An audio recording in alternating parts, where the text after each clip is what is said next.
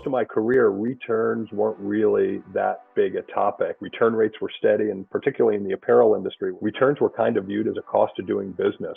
And to the extent that we spent any time on returns, it was more about how to make the returns process as painless and friendly as possible for customers. What's really happened over the last few years, though, is that e-commerce has become a bigger part of everybody's business. And as an omni-channel retailer, we saw our return rates start to jump up really quickly because digital returns run 2 to 3 times higher than store returns. And that created a real problem. It costs a ton in sales and margin. You spend a lot of money on the reverse logistics. And it's just not great from a customer perspective. We were focused on making returns easier, but the best kind of return is the one that never happens in the first place, right? P&L impact of returns is huge. And I think retailers are only right now, with the increases we've seen lately, getting their arms around that. Let's say your company's return rate is at 15%. For a $1 billion business, that's $150 million of returns, which have at least $75 million of margin connected with those returns.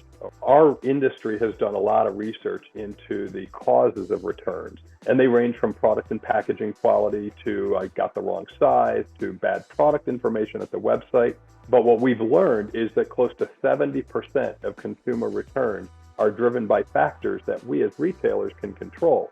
So let's say we could solve just 1/4 of those controllable issues. That means we could shave 3 full points off of our return rate.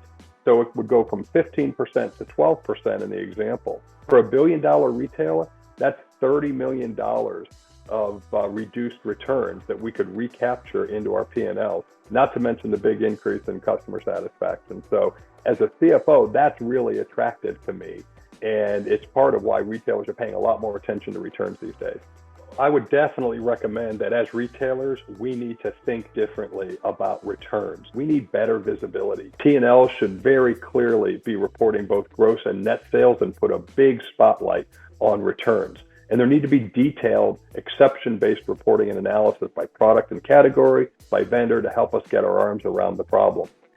We also need to get much better information on the causes of returns. So our operational process in stores, when returns come back there, need to capture more detailed and accurate reason coding in our POS systems. Same at our websites for digital returns.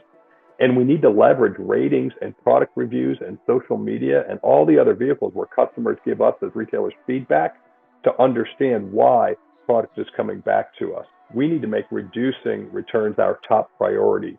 And that might be the most significant difference in our thinking. It's great that we've made progress on more frictionless returns for consumers. And as an industry, we've invested a lot in making the reverse logistics process more efficient and cost effective. But the real goal, where we need to think differently the most, is in bringing the volume of returns down. And that's totally achievable. And it's also worth a lot in sales and profit improvement. And our company strategies need to prioritize this given the size of the prize and the growth that we've seen in returns over the last few years.